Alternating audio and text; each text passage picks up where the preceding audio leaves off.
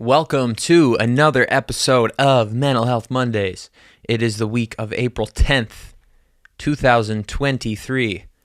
I'm self-conscious about how I look right now. No, I'm just adjusting myself. Welcome back. Another week. Very happy, very excited still. It's April 10th if you're watching this on the day it comes out, which means the next day, Tuesday, April 11th, the show at Madam Siam for Breaking Sound. Woo! That's my little excited noise I just made up. Yeah, super excited. Still been preparing diligently for my set. And I was a little self-conscious, a little nervous. Obviously, first show in a while. Not weird to be nervous, that like excited energy. But I am more just excited now. It's funny because when I'm rehearsing and stuff, going through the songs, I feel really good about it. And then like I'll lay in bed at night and actually think of being on stage again, and that's when the anxiety starts. But overall, just very excited. It's going to be great. But anyways, yeah. Also happy Easter. I'm filming this on Easter, so happy belated Easter if you celebrate or whatever. But again, spring has sprung. If it's literally so nice out today here. Absolutely gorgeous.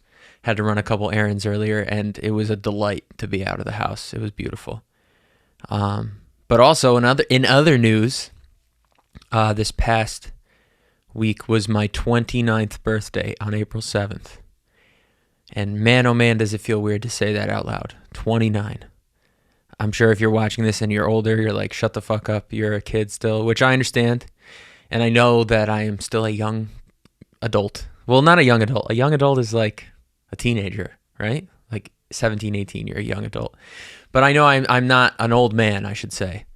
But certain things creep in and you start to feel it a little more.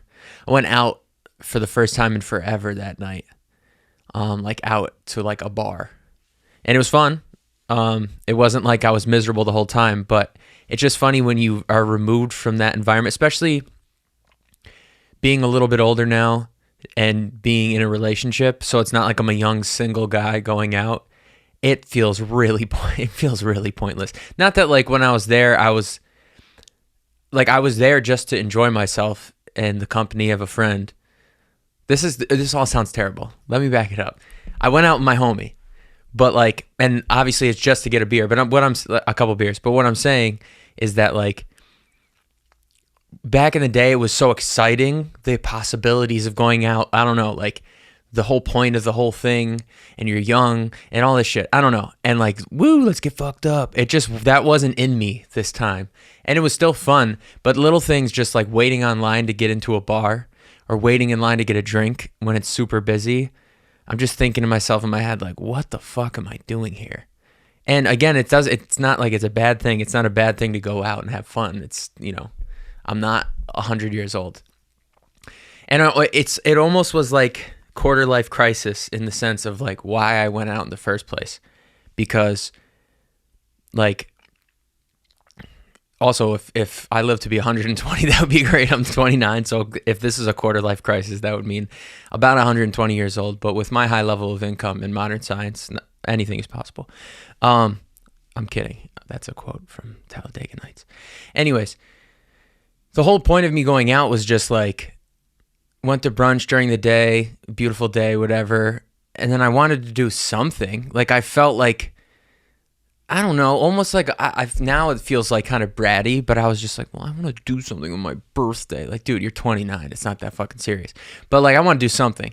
And I was like, well, I want to go out, And it's just funny because once I got there, I was like, maybe I should have just stayed home. And even leading up to going out, especially the person I was meeting is also like in their low 30s.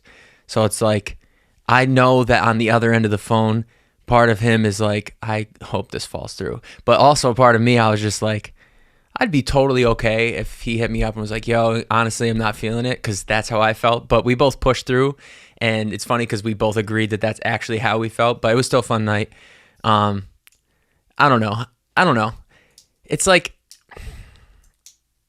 I just feel like now that I'm 29 years old, just celebrated my 29th birthday, I know that I'm not an old person.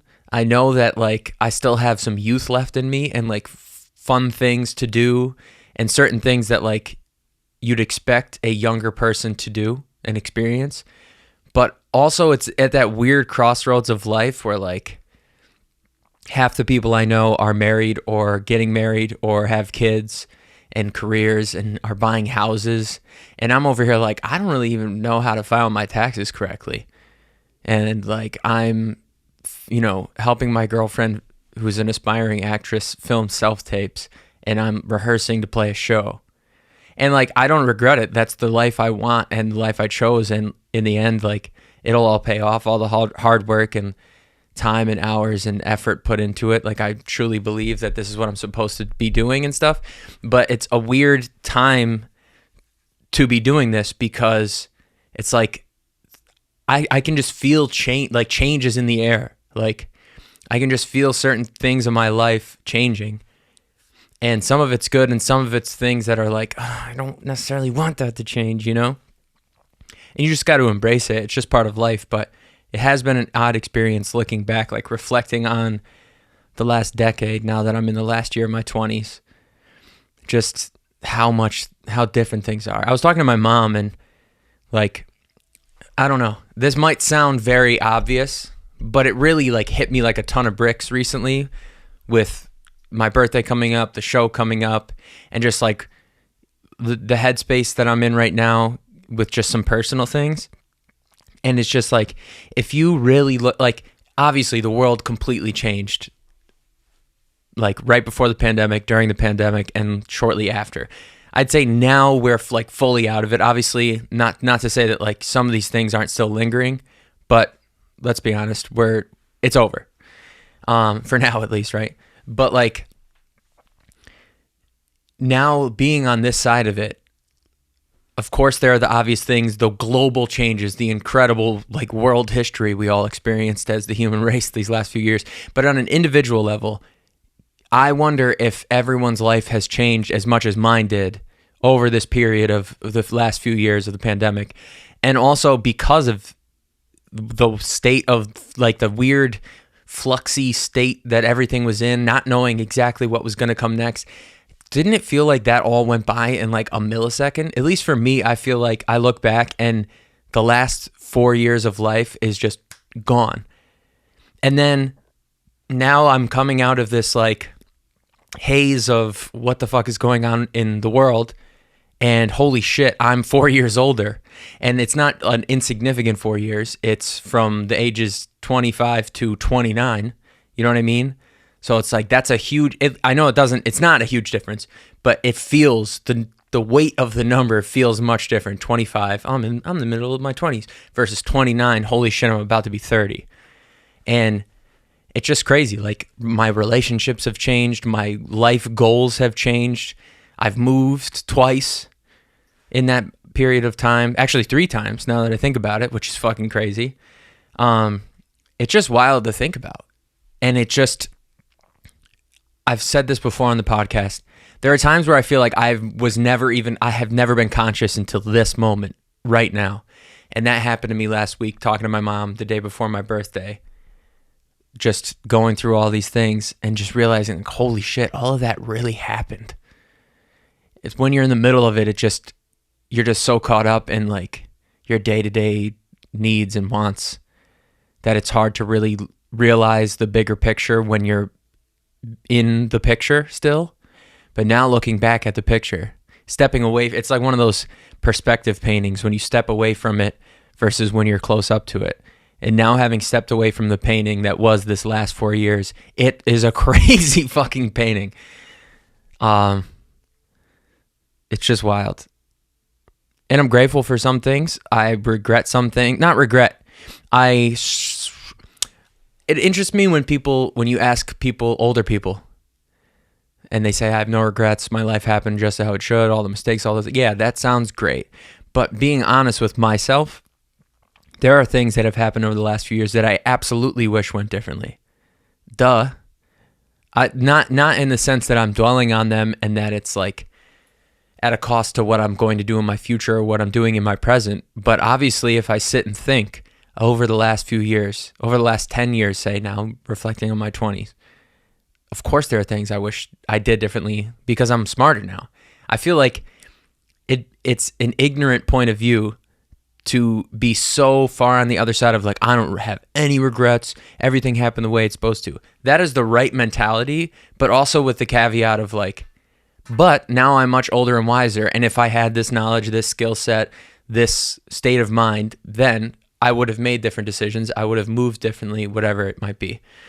It's just been I've been, obviously, I'm always in my head, but especially this past week, with all these things happening, like all kind of at the same time, my birthday, the show, some other things that are going on in my personal life, it just really has thrown me into my brain.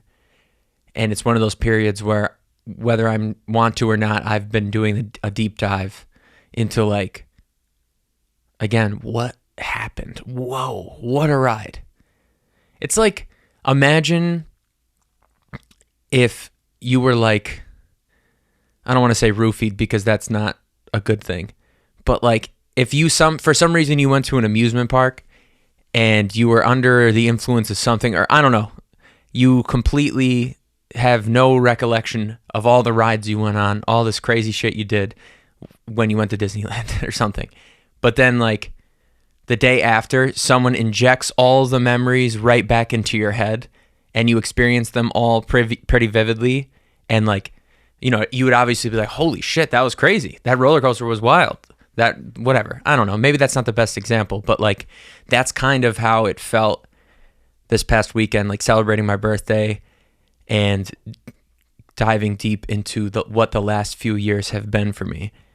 Because I feel like during them, I've just been in a daze of like, all right, yeah, that's a really crazy hard thing, but I don't have time to worry about it right now. I have to do the next thing and do the next thing and do the next thing. And now that I'm like, I mean, I'm really busy, but now that I almost without trying was forced, it's like the universe or my brain or my consciousness or God or whatever forced me to do that deep dive. And now looking into it, it's like, wow, man, what a strange ride it's been. My friend John always says, oh, the twisted webs we weave. I don't think it's twisted. I always forget. It's not twisted. Oh, the something webs we weave. Oh, the, I don't know, but it's a nice little phrase. I don't know where he got it from. And if you knew Johnny, it's a funny thing that like he always says this like deep, insightful thing anytime we like, I don't know. If he's watching, Johnny, if you're watching, I don't even know if you realize you say it as often as you do. Or maybe you haven't said it often, but the only time I've ever heard that phrase is when you say it. And I love that phrase. I always use it. Also, if you are listening, please comment what the fuck the actual phrase is. Oh, the something webs we weave.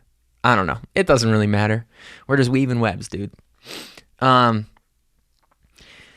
just... It's not that I feel old. It's just that it's weird because I really feel like I am the type of person who like recognizes the like beauty in small things and I try my best while I'm doing something to enjoy it. It doesn't always work, but I feel like I am more conscious than maybe the average person of like staying present. And still looking back on this last decade of my life, I still feel like, fuck, I feel like I should have enjoyed that more when I had the chance. And again, that's just part of being a human being, like growing older, growing wiser, and being like dealing with our everyday human issues that aren't really important, but are important. You know what I mean? Like the day-to-day shit that we have to do that if we had the choice, we wouldn't do it, but we do have to do it in this system that our world works in. Being caught up in that, it's obviously difficult for any human being to like truly grasp the gratitude that they should have for each given moment. But now looking back, now that I've been looking back, it is wild to think like even someone like me who knows that that's the way to do it, that's the way to live life, be present in the moment. It's still like nothing is as good as looking back on, like it's never, I don't know.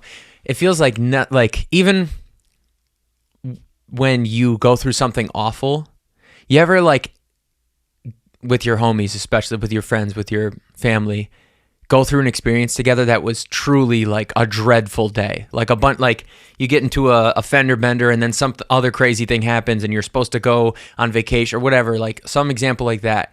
But then when you reminisce about it with them, you're laughing hysterically. It seems like everything is better through the lens of it being a memory. And I wonder why we can't just enjoy those things, even fun things. It's the same thing. Like, yeah, it was fun, but now looking back, like, yo, that was crazy. That was so sick. And I think that it's just like, even as much as you can try to program yourself to enjoy the moment, it's almost like we're inherently designed to not be able to process fully exactly how awesome something is until way after the fact. Even like movies. There are certain movies, right, that are super fun to quote. It's not that great of a movie. If you watch the movie right now, you might not even laugh at the certain scenes that you always quote with your friends. Like, I feel like every friend group has a couple movies that at least mine does. But it's just, there's something about looking back at it or picking out the pieces of it that especially stick out in your mind now that didn't necessarily the first time around. So I guess I'm just, as I move forward through life, I guess I'm just trying my best to continue to like enjoy things in the moment as much as possible. Like, again, with the show coming up, it's different when you're on stage. It's different when you're performing because there's a certain expectation on yourself. And, even if it's your people there supporting you, obviously there's like a certain expectation of how it will go, in the sense of like, you're a professional, in quotes. You're a quote unquote professional at what you're doing. So like, you have to be focused on executing, like an athlete, same thing. During the game, they're not necessarily being like, although some athletes do this from time to time, like you can see someone pause and try to take in the moment and try to store it in their memory as best as possible. But in the midst of the flow of the game, or in the midst of the flow of the show or the concert or whatever it might be, you're so focused on the execution aspect of it that it's hard to truly appreciate it. So I'm trying to preemptively remind myself, hey, it's your first show in 6-7 years. I keep saying 6-7 because I don't remember exactly the date of my last show. But just make sure you enjoy it. No matter what happens during the show, it's fucking fun. It's awesome. You're playing music. This is what you love. This is what you've been manifesting. This is what you want in your life. Please just enjoy it. Don't be too hard on yourself. I have something that my girlfriend's been saying to me, because she's an actress and she loves being on stage, specifically like theater acting. And she hasn't been in a play in a while either. But something that a bit of advice she gave me was like, the thing that she could always fall back on is that she knows that during her preparation, she gave it her all. Like, she really prepared. She really put the work in, so that when it comes time, she can lose herself in the moment and just go with it. And so I feel pretty confident about that. Like, I certainly have never rehearsed for a show like this, ever.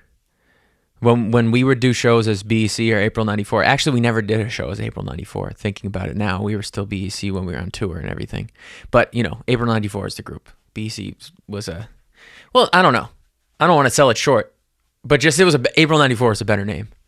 And it was the same iteration of the same thing, same ethos, same principle, all that shit. But anyways, even with that stuff, like, we never prepared like this. I think also we always had each other to fall back on, so it's not like,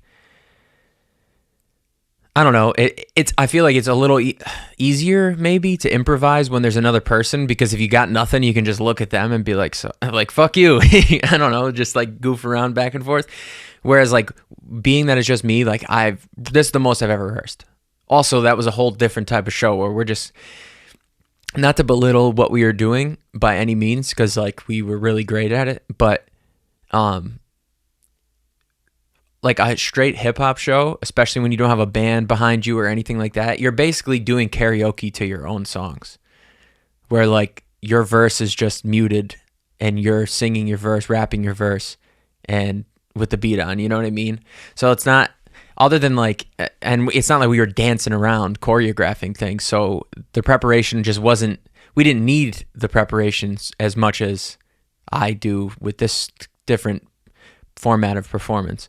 So maybe that's the like obvious reason why I've prepared so much more. But anyways, this is the most I've prepared. So I do have that to fall back on. I feel like I know if it goes how I plan it, and it should, because I've performed it 6,000 times, the entire set, start to finish, timed it 1,000,000 times. So like it can only go well.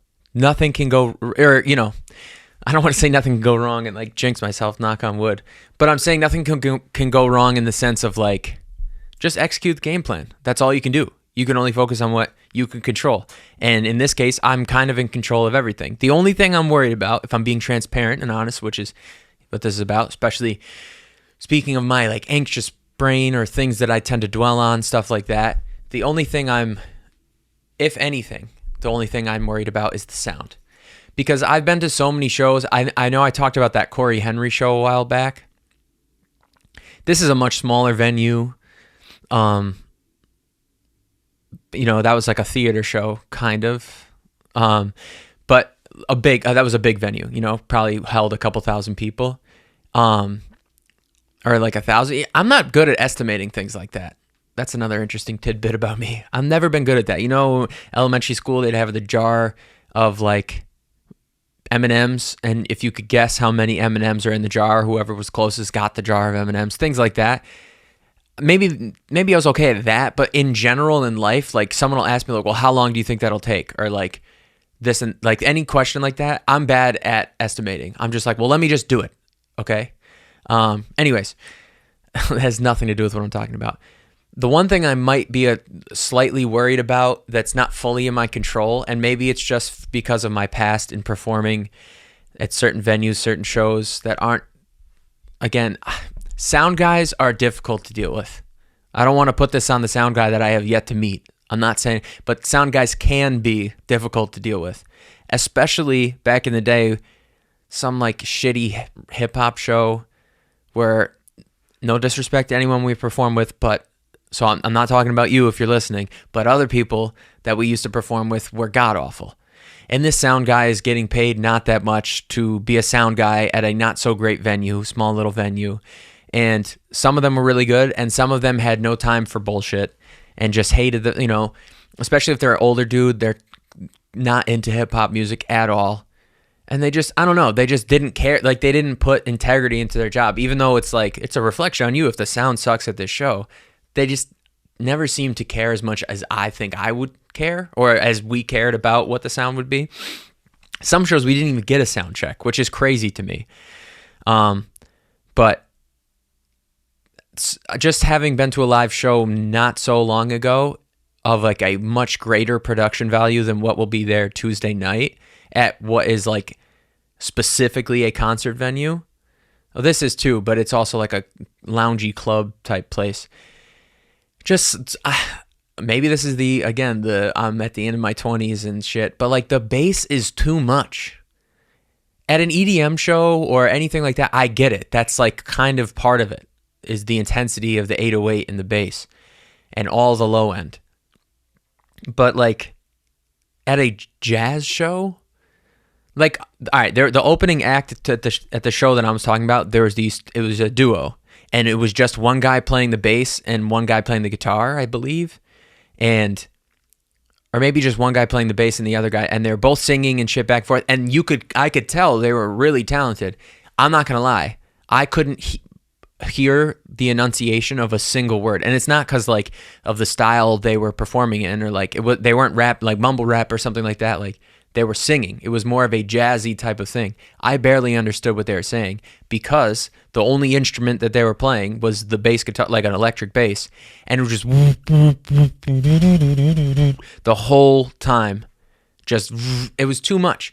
And I'm just a little worried because I only have control over the guitar, the keyboard, and any backing track that I have that like once I plug the vocals and the saxophone through the house sound, that like it's just going to be fuzz, and I'm not really in control of that. Like when I perform in the studio, when I've run the set a million times in the studio and a bit more of a controlled environment where the acoustics are like, you can't see from the angle you're watching this from, but like there's foam padding up. It's like it's a real music studio. So like the sound sounds good. But when it's in a live thing, and especially because I'm not jumping up and down and going crazy, at least not in this set, like I want you to hear the music. That's more important to me, because like each little note, I'm playing it for a reason. I composed it that way for a reason. You know what I mean? So I'm just a little bit worried. Not worried, but I guess if I were to pick one thing that I'm worried about, it's the one thing I don't have that much control over. And I do get a sound check, and obviously we can work through like any kinks then. But I just, there's only so much you could do. Also, who knows? Like, what if the acoustics are just bad at this place? I've watched a bunch of clips of shows there, and it seems good. Or like not bad, I should say. I hope no one from the show is watching, because then it's like, I'm not talking shit preemptively. I'm just being transparent, because I'm an artist, and this is about mental health. And as a crazy artist, something that has been on my mind, that's one of the things. One of, if not the only thing that I'm really worried about. Everything else I'm excited about. It's like I've been, as much as this is the first time in a long time, it's not my first rodeo. But it is kind of like the whole adage of like, if you don't use it, you lose it. It's been a minute. But I can't imagine that anything will happen Tuesday that I, one, haven't seen, or that would, two, be worse than anything I've seen. We've gotten kicked off stage before. We've gotten like the lights turn on, rip the mic out of the amp shit before. That's not going to happen on Tuesday. So if it's not that, I think I can handle whatever might be thrown my way that I'm not expecting. But I'm just excited. And if you're listening to this and you're in the LA area, please go buy a ticket. I'll put the link in the bio again. And if you're listening to this not in the LA area, feel free to buy a ticket anyway to support. I know that sounds crazy. I know that we all have shit going on, more important things to put our money towards. I would never expect anyone to do that, but it is another way to support me and this podcast and everything, all that stuff. So I appreciate everyone who's coming and everyone who's listening to me right now currently. I'm excited. But yeah, it's just crazy to look back. It's crazy to look back, and it's fun and it's fine to do that. But I'm also aware that you can't dwell on it. But that's something I have difficulty in. I feel like I really don't care about my birthday. It's after 21, I guess 30 will be kind of a big deal, because it's like, wow, 30, that's a round number, that's one that to be like, wow, holy shit. I'm sure I'll only feel all of this more intensely next year. But like that I could see, not expecting, but maybe wanting like a birthday party, like, hey guys, let's all hang out. But that's one of the things that was a part of my little mind trip before/during my birthday, is just because it's that weird, a little bit maybe more than quarter life period of time, right? 29, late 20s. Most of my friends are around that age or older. Just the dynamic of life changes as you get older. And so a few years ago, it was like a, woo, let's all get fucked up. Big group of people out here from like our hometown.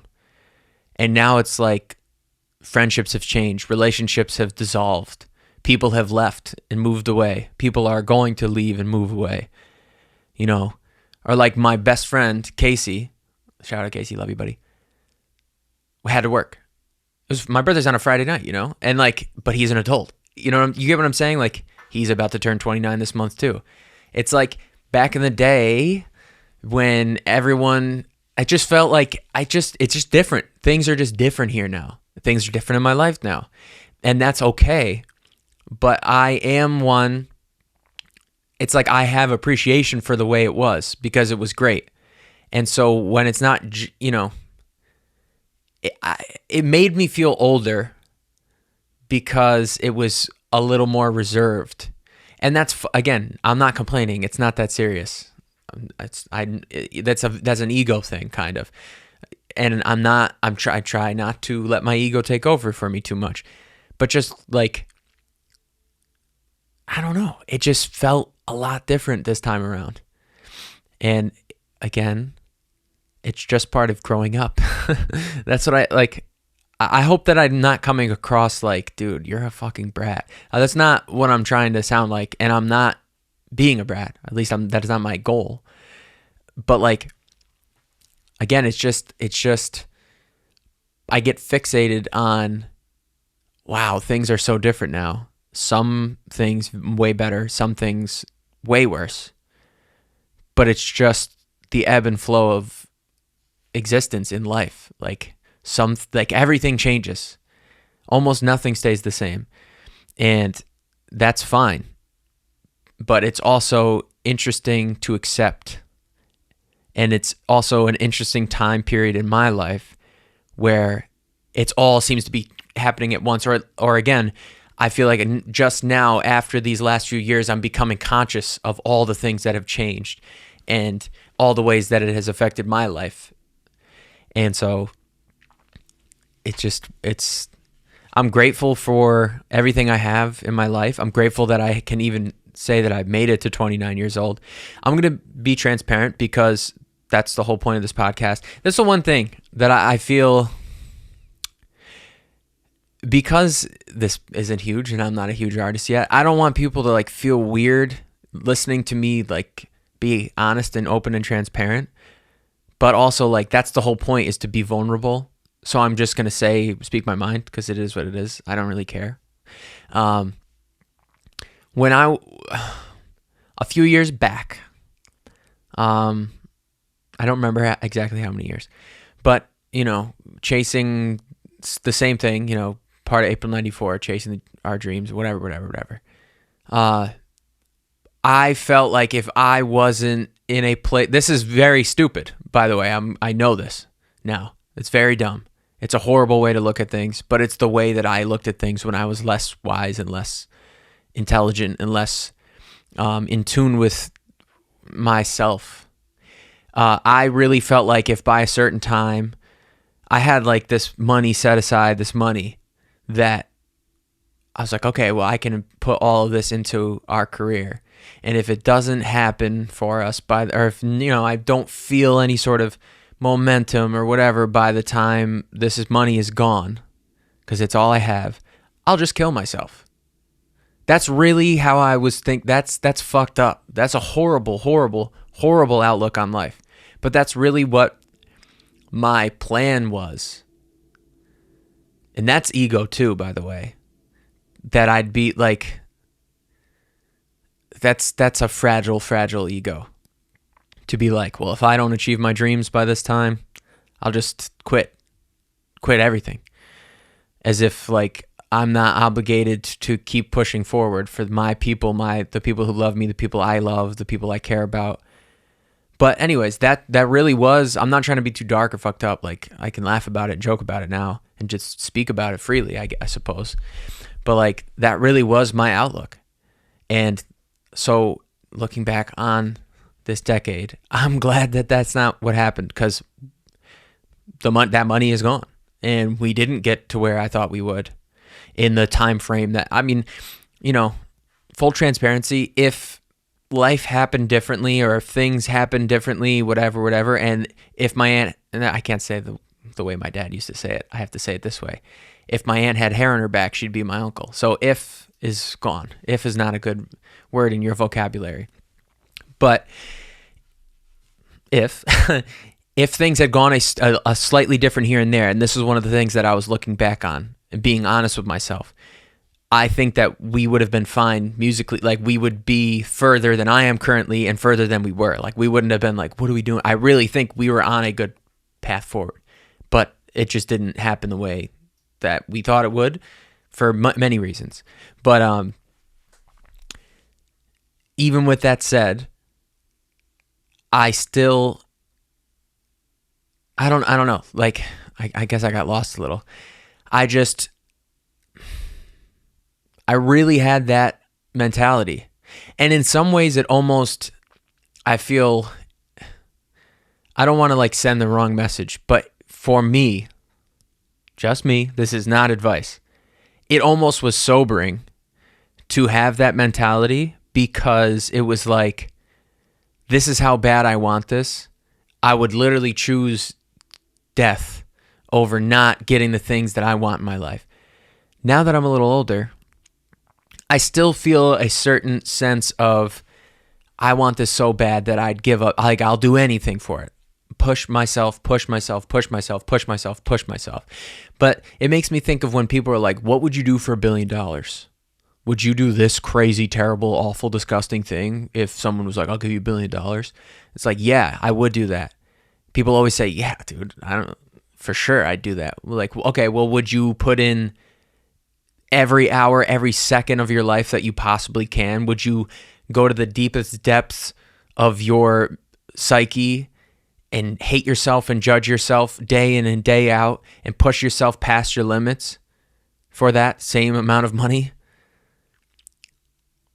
Would you be willing to sacrifice not only your own happiness at times, but the happiness of people around you, which is really a shitty, selfish thing at times?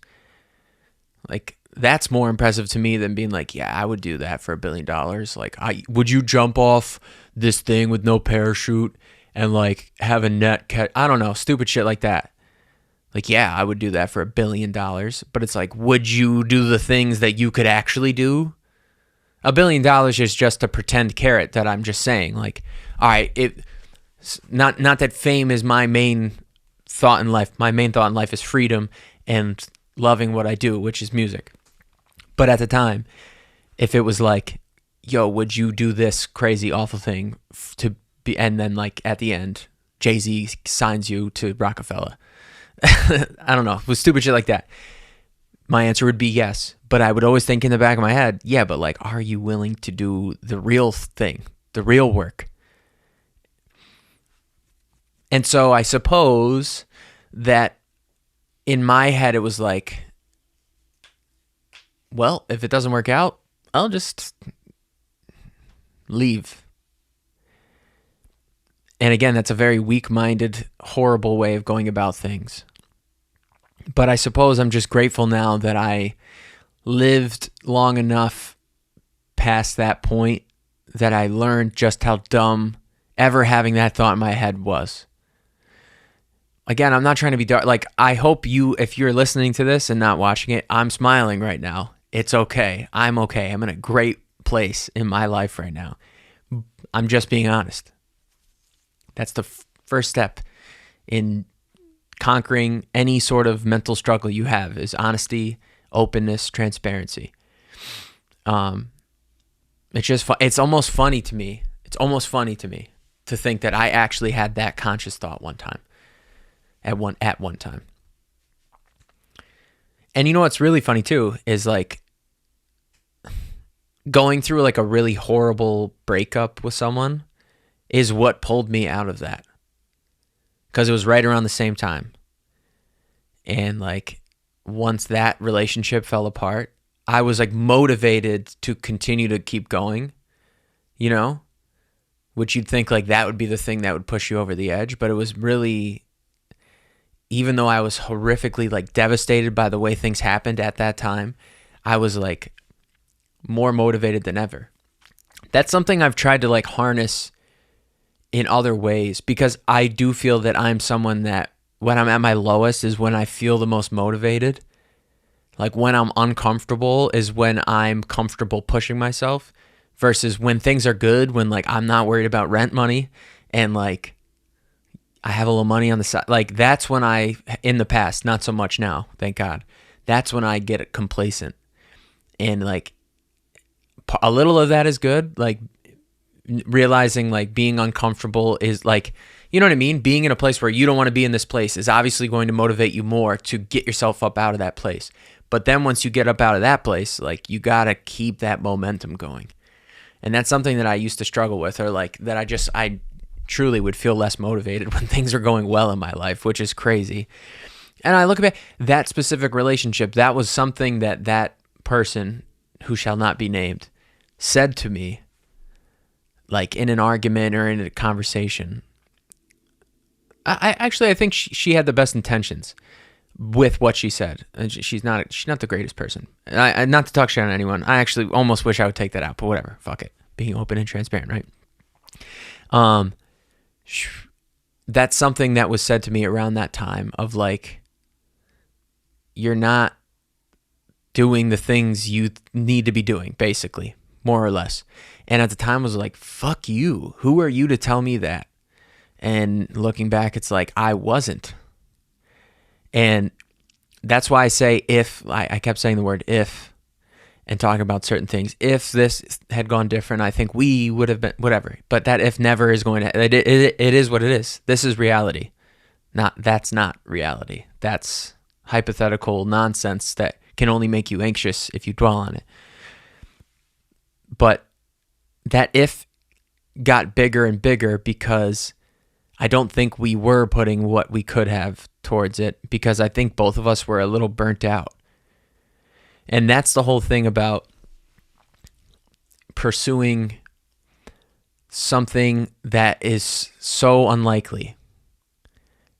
And it's not just for like an aspiring musician or an artist or an actor. It's not just something in show business. When you're like really pushing yourself to achieve your dreams and the percent chance that it works out is so minuscule, it's very difficult not to get burnt out. That's why there's so few people. There's so few people compared to the every person on this planet has a dream. All different shapes and sizes, for sure. But every person on this planet has a dream. At least I would think, right? Sometimes you talk to people and they don't seem passionate about much, and I always feel really sad for those people. But when you chase your dream, truly chase it, it's very difficult not to get burnt out, because you're going to take more losses than wins on your way there, 100%. Every single time. And also it makes those wins harder to appreciate and enjoy, because they're accompanied by so many like hits back. You know what I mean? And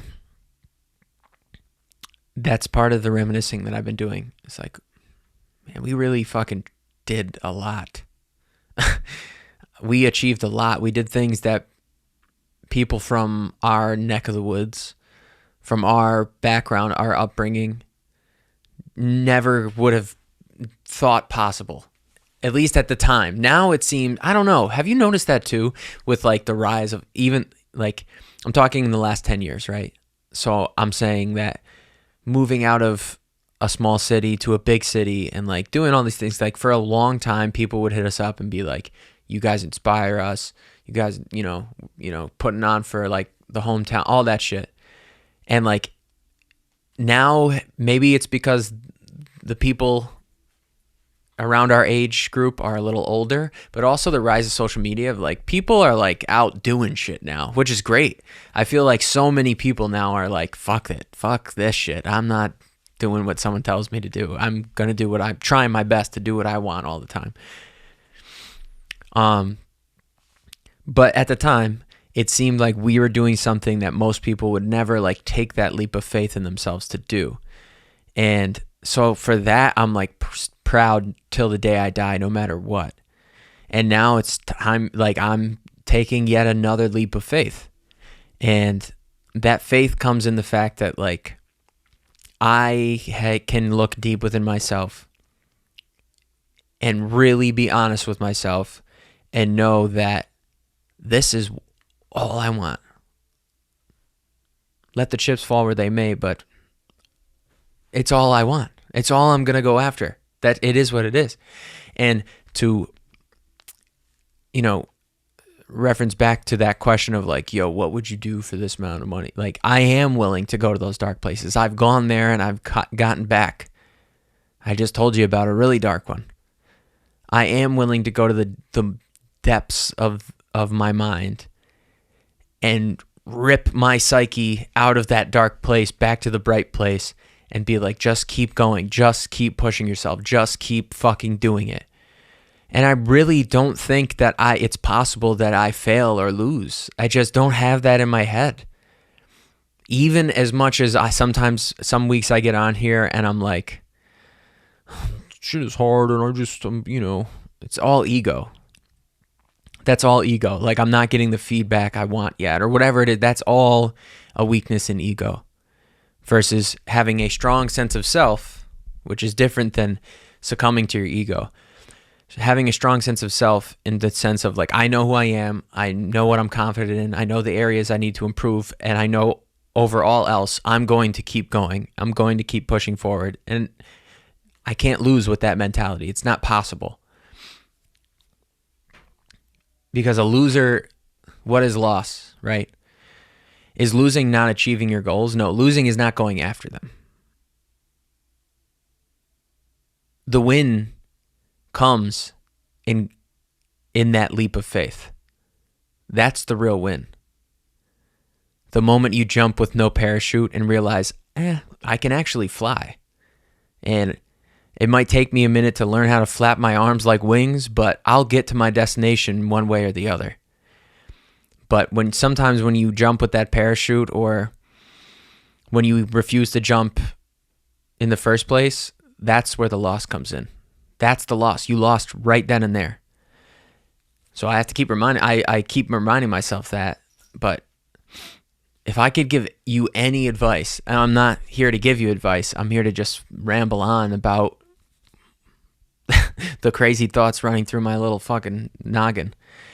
But if I could say anything, it'd be just jump.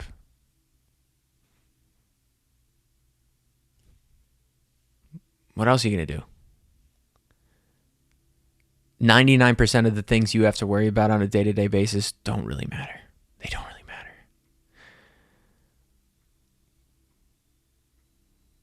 They don't. And when you're dealing with those things, it's harder to remember that. But that's the truth. They don't really matter. Speaking of this last decade, I mean, this April is always like that significant month for us. That's why we were called April 94. Both of our birthdays are in April. And but for me personally, April 29th is my dad's death date. So like obviously this time of year is always like, wow, birthday, wow, spring, the sun. Oh, worst day of my life. So it's always a significant month for me.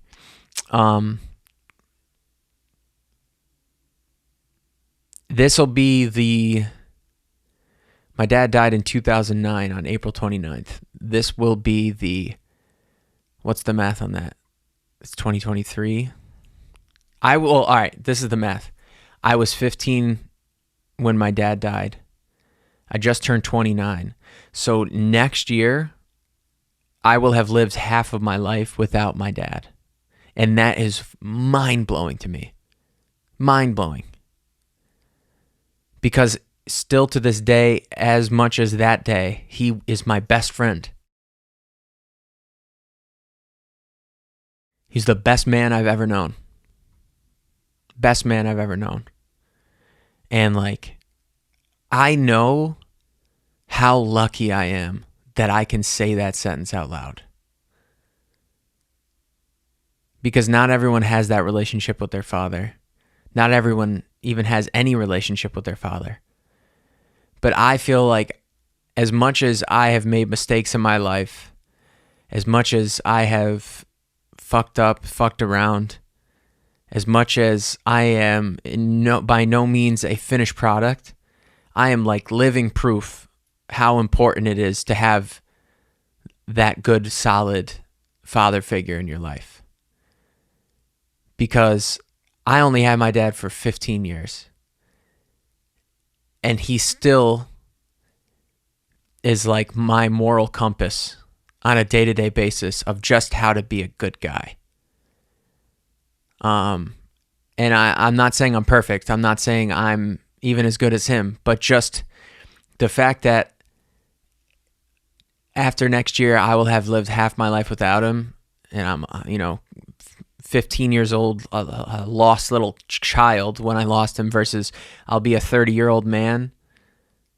The fact that I'm still using the framework he laid in my everyday life, just how I interact with people, how I love, how I try to love unconditionally.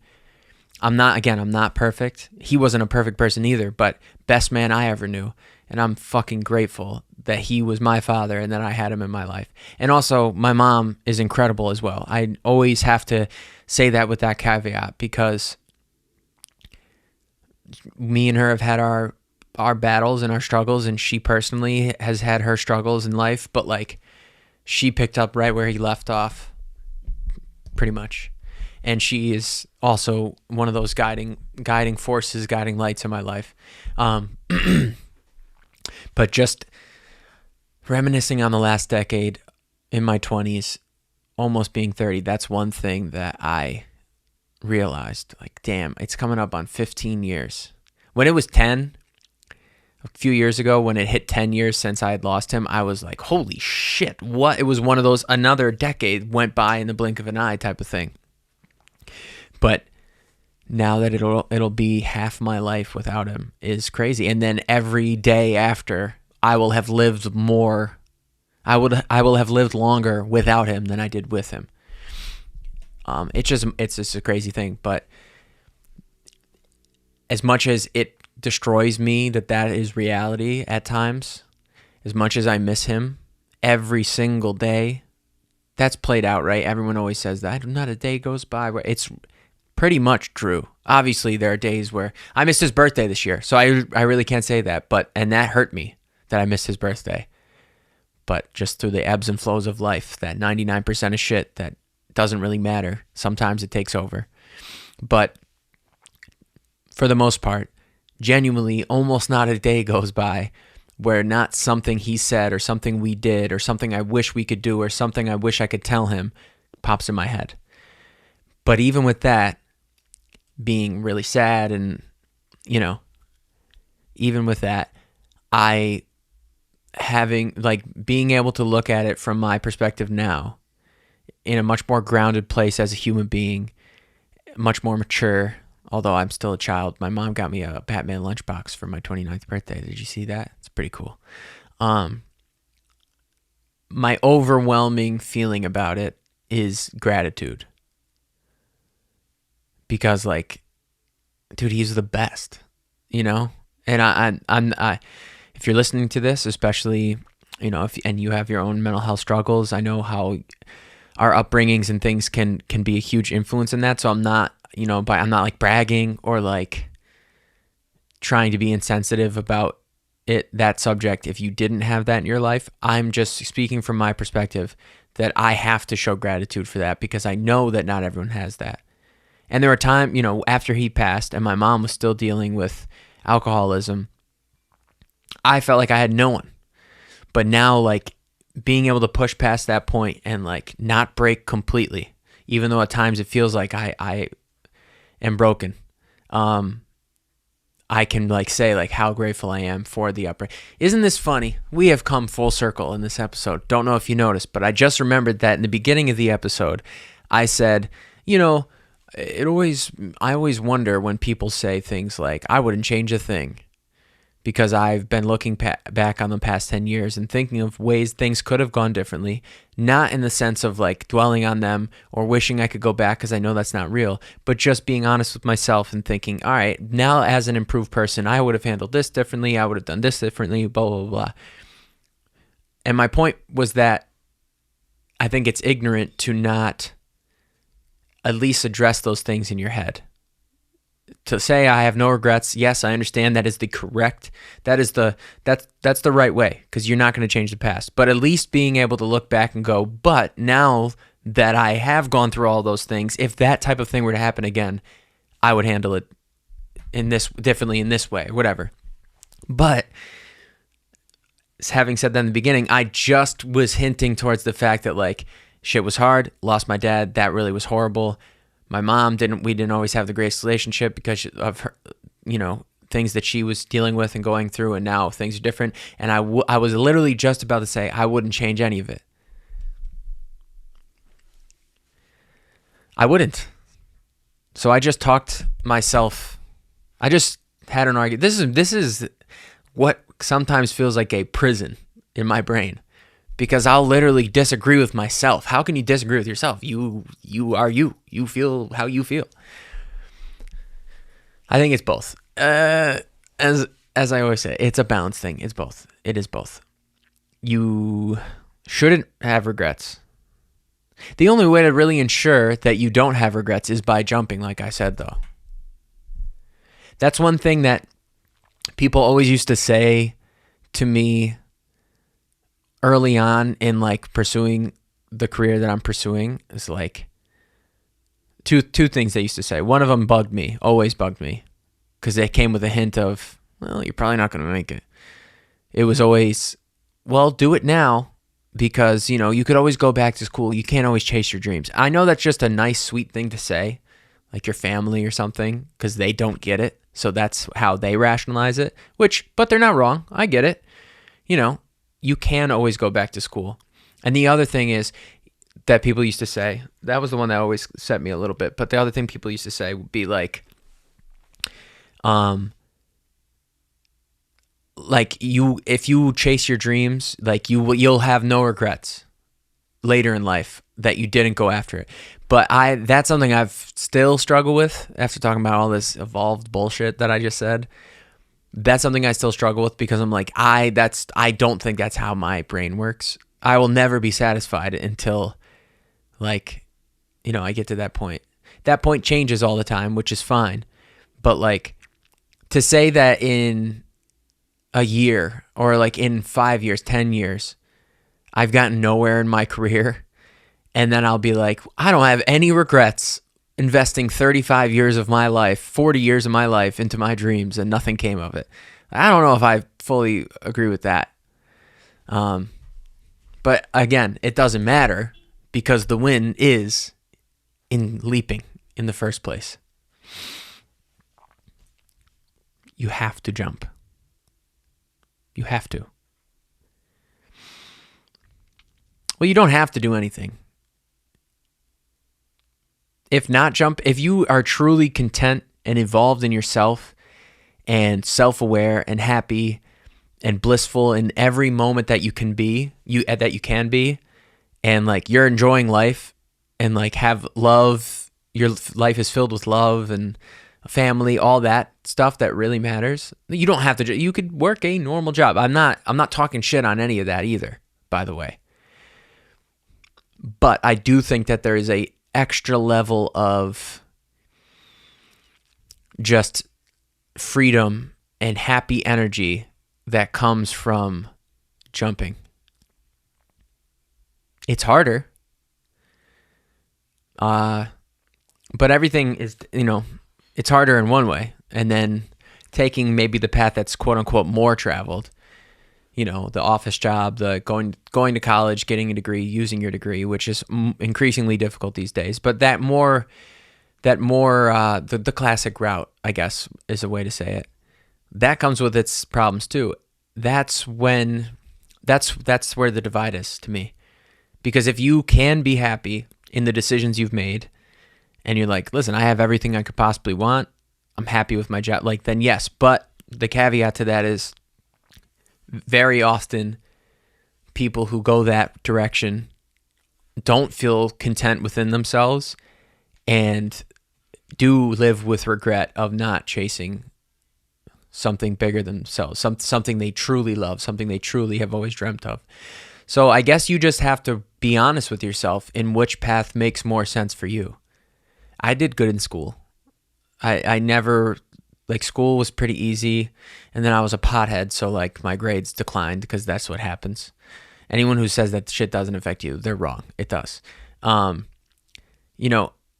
could have gone that route, but I felt like even at that age, even being 18, 19, 20 years old, when that all kind of fell apart for me, I knew that that's not what my life was meant for. That's not what I was meant for. That's not the path I was meant to take. I could have. That's never what I thought I'd do. And I'm grateful that I took that leap. And I'm still flying. Like, I'm still flapping my arms as hard as possible to land somewhere eventually, or maybe never, and just soar until the end of time. And guess what? I'd be okay with that too, because flying is pretty great. The view is nice from up in a place where your dreams are powering your wings with each flap. I don't know. I'm trying to be super creative with it. You get it. You get the metaphor. You jump, you don't fly, then you realize, oh, I can fly, and then you fly to your goals or some shit like that. I'm still flapping, man. And thank you for allowing me to flap by listening to this. Again, thank you so much for listening. I think that's enough. I'm sorry if I bummed you out in the middle with the dark stuff. Just being honest. Just doing that inventory. Birthdays are a good time, New Year's, all those like fresh restart type situations. I think it's okay to take that time and be like, wow, that was a really bad place I was in, and now I'm not in that bad place. Woo, thank God. Thank you again for listening. Congratulations on making another week. Happy Easter, if you celebrate. Passover was just a thing too. Ramadan, happy holidays again to whatever you might be doing. Thank you for the support always. If you are in the LA area, please come out to the show. It's going to be fucking sweet. I know Tuesdays are tough, but come to the show. It'll be fun. We'll have a couple adult beverages like gentlemen. Enjoy some good live music. What else could you ask for in life? And if you're not in the area and you have the means and feel the need or desire to support in any way, feel free to buy a ticket. That would help, and also no expectation of that at all. Anyways, thank you so much for listening. I'll be back next week with a recap of how the show went. Maybe we'll get Zach on here. Who knows? He's coming to the show. I'm going to talk to him about some stuff like that. And take care of yourselves. I got to remember I got this. You got to remember you got this. And if not, we got this. Got each other's back. Take that leap. Maybe this week is time. And if you did take that leap, just keep flying, man. You got this. Guaranteed. No regrets. All right. Love you. Peace out. See you next week.